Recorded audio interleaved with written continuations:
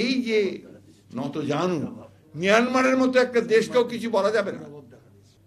এটার কতটা আপনার দাসসুলভ মনোভাব হতে পারে। সীমান্তে লোক মেরে দিচ্ছে, একটা কথা বলে না, পানি দেয় না, একটা কথা বলে না। আর এই সেন্ট মার্টিনে এখন খাদ্য সংকট দেখা দিয়েছে, অথচ এই নিয়ে সরকারের কোনো মাথা ব্যথা নেই।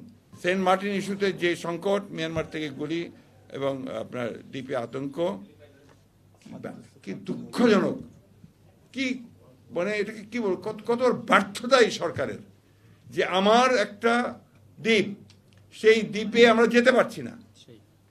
সেই দ্বীপে গেলেই আপনার অন্য দেশ থেকে গুলি করে মেরে ফেলা হচ্ছে, মেরেও ফেলেছে।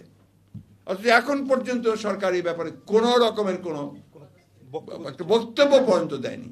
বরঞ্চ হোম মিনিস্টার সাহেব বললেন যে এখন এমন কোনো অবস্থা হয়নি যে যেটাতে আমরা একটা এই ধরনের একটা স্টেটমেন্ট দেবো বা কিছু বলবো। এই যে নতজানু মিয়ানমারের মতো একটা দেশকেও কিছু বলা যাবে না। এটার কতটা আপনার দাসসুলভ মনোভাব হতে পারে।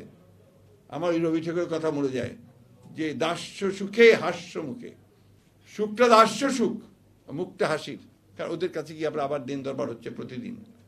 সীমান্তে লোক মেরে দিচ্ছে, একটা কথা বলে না, পানি দেয় না, একটা কথা বলে না।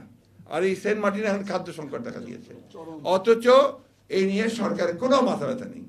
সেখানে কয়েক লক্ষ মানুষ বিপদগ্রস্ত হয়ে পড়েছে, কোনো মাথা ব্যথা নেই। এখানে আপনার এই হচ্ছে আপনার আসল কথাগুলো, যেগুলো আপনার মানে আমি আপনাদের সামনে, আমার সেই ধৃষ্টতা নেই আমার যে আমি আপনাদেরকে পরামর্শ দেব, কিন্তু আমার একটা অনুরোধ আছে, আপনাদের কাছে আহ্বান আছে যে আসুন আমরা সবাই ঐক্যবদ্ধ হই। ঐক্যবদ্ধ আন্দোলন ছাড়া আমরা এদের বিরুদ্ধে কিচ্ছু করতে পারবো না। এবং সেটা জনগণের আন্দোলন হতে হবে। সেটাকে আপনারাই টেনে তুলতে পারেন, আপনারাই সেটা সম্ভব করবেন, এটা আমি বিশ্বাস করি। আছে সমস্যা আছে অনেক, সেই সমস্যাগুলো কাটিয়ে উঠতে হবে।